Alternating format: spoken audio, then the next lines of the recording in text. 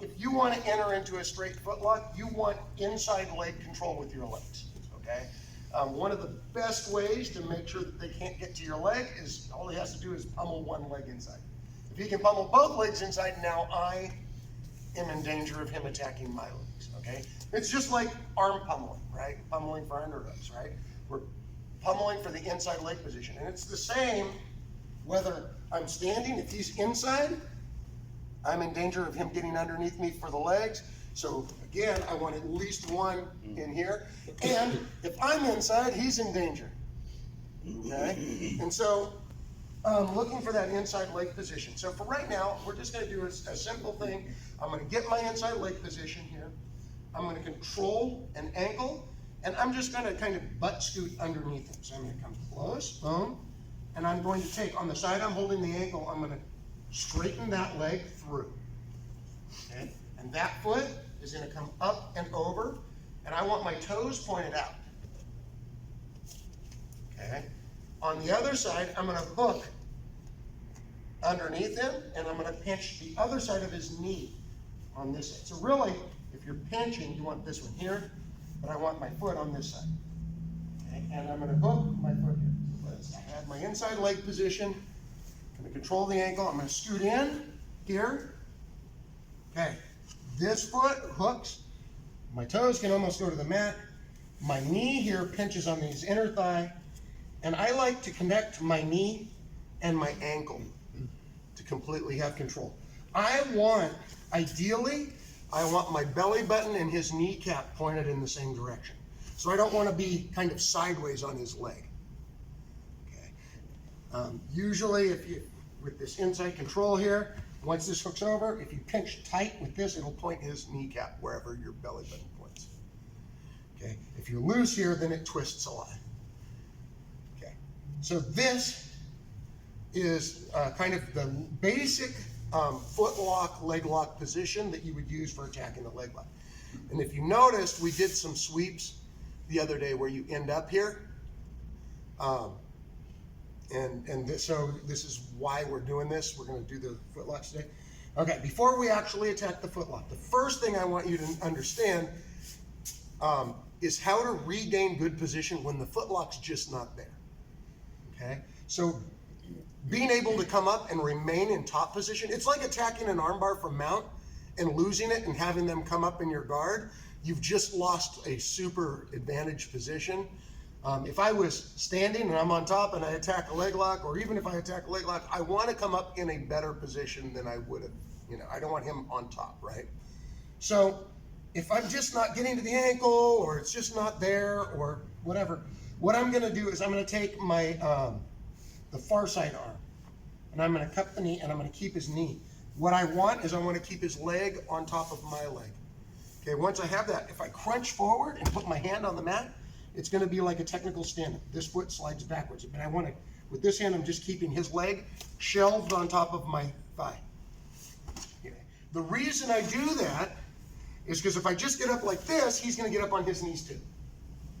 And it becomes a scramble. As long as I can keep his foot off the mat, when I get up, I can get up on my knees and keep him down. Which is all the way through when you're getting up, you're holding on to his knee with your left leg. Kind of. Well, yeah, I want to keep his leg elevated, right?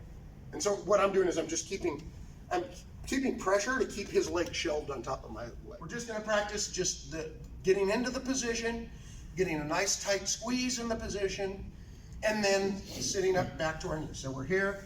I'm going to control the ankle. I'm going to scoot in. I'm going to kick that side straight, and I'm going to start leaning. This foot hooks heel over. This one pinches across the inner thigh and to your own ankle. Okay, and you have good control. You can practice like here. There is a good drill. In fact, we could even try it right now. You want to have good enough control here that without holding on with your hands, go ahead and put both of your hands on the mat. See if you do it. Yeah, and see if you can. Yeah. Without just holding, you should be able to maintain control with just your legs. Yeah, so here, I'm going to cup the knee, pull it in tight. This hand can go on the mat. I like to lean forward because that helps keep it kind of caught, and slide this knee back, and I'm ready to go to his hips and ready to even pass, you know. if I want to pass, or even re-attack the footlock.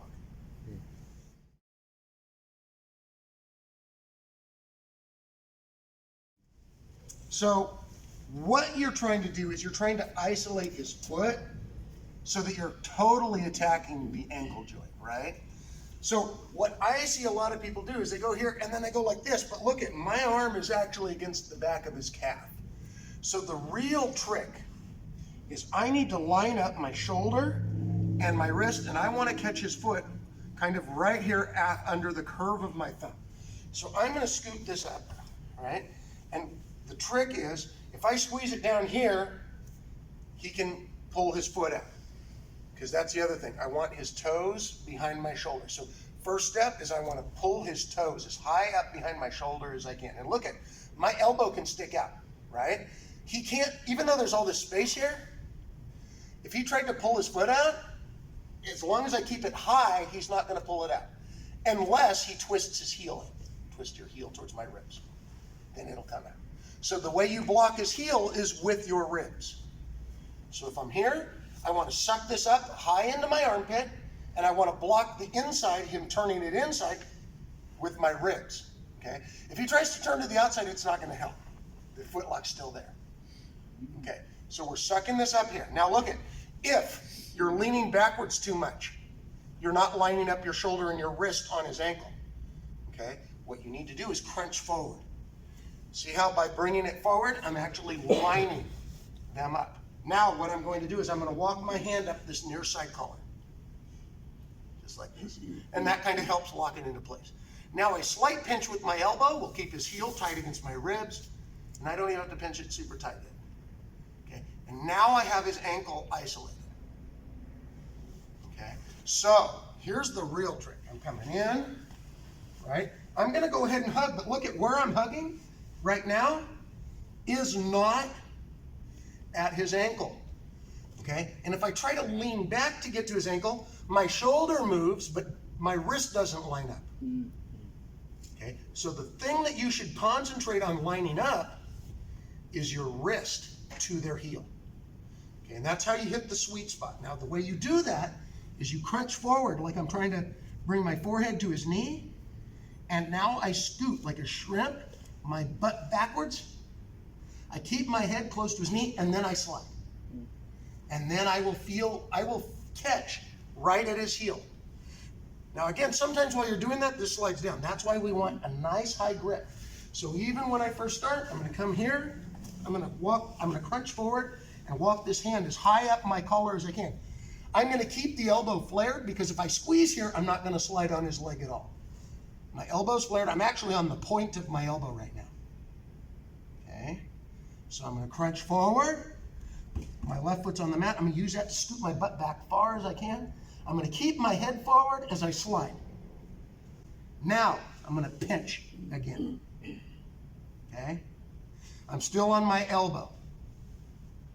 I'm in the sweet spot. It's going to feel, if they have it right, it almost feels like they're going to try and tear your foot off of your leg. Okay, now, all you do to finish this is you puff out your chest and look over your right shoulder. And if you're not super tight, you might even drop to the floor. I always tell people, think of every picture you see of Superman, his chest is always puffed out and his shoulders are back. That's what you're doing. Once you puff out your shoulders, or puff out your chest and pull back your shoulders, when you turn, the pressure's on just puffing out the chest, right? I'm gonna come here, come through, here. Now, if I don't have his leg already wrapped up, the easiest place to do it is close to his knee. I'll open my knee and I'll come underneath and I'll crunch forward and already be looking for my collar, and I'll pinch again here. I'm on the point of my elbow. I even flare it more because if he tries to pull his leg out now, it goes to the sweet spot already, all right? Let him put his foot in the right position for me. Okay, so here, I'm going to get my head forward, I'm going to scoot my butt back, and then I'm going to slide my wrist to his heel. Then I'm going to pinch again. Okay, now that I have this, I'm going to puff out my chest and look and twist, looking over my right shoulder.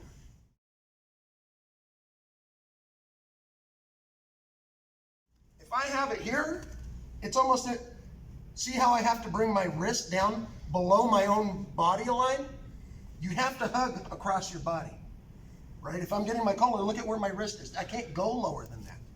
So I have to put them on the mat, or I have to elevate this foot to attack it when they're standing. And that's why standing is one of the best defenses for a straight footlock you can